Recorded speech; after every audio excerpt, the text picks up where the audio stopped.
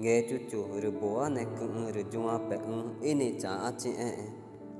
rồi nghe mà tama ngô này cũng mà rồi na chưa ta chẳng go rồi nghe chú chú rồi nhà na gửi nâng cái nó rồi ngô cũng ni rồi na ta rồi to của từ vắt ta rồi nghe go mà đúng cái na nghe mà na ia chỉ go rồi nó rồi ngô rồi nghe chú chú ni gà cứ na go cha chỉ mà ngô cha mà rồi na vả na nghe mà cái này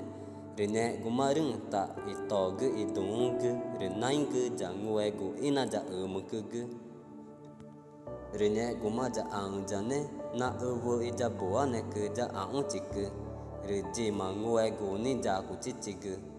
chả chung pe rồi nè mà cả ina bằng cứ chẳng nó từ cái nghe chú chú rồi cứ mà ngồi chỉ nó vào với cứ ở rung cứ nát cả rồi nè mà nát pe rồi ina na bai gege rồi nhà na gere genu pangua rung re na kurme ni ina no ai bang gung rồi nè guma ina re da gange chuchu rồi boa ne kana na chogu rồi nu na jaji mana ta ire chia ne rồi ija cha achi nhà na guru rồi ina ja cha achi jaji ma boa ne ke rồi gung va ma ina cha ane mare rồi nè mà bên nào gange chú nó đừng quay ingưng nhà na gửi tự cưng nè mà cứ bỏ ra cứ bé mua ấy nhụ mà để tại na ta mà ai cũng mà bé cho ông cứ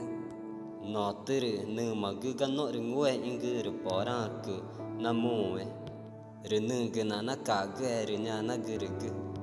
tại na ni ra đà rồi bố này cứ rồi chung bé rồi na ga na in ấy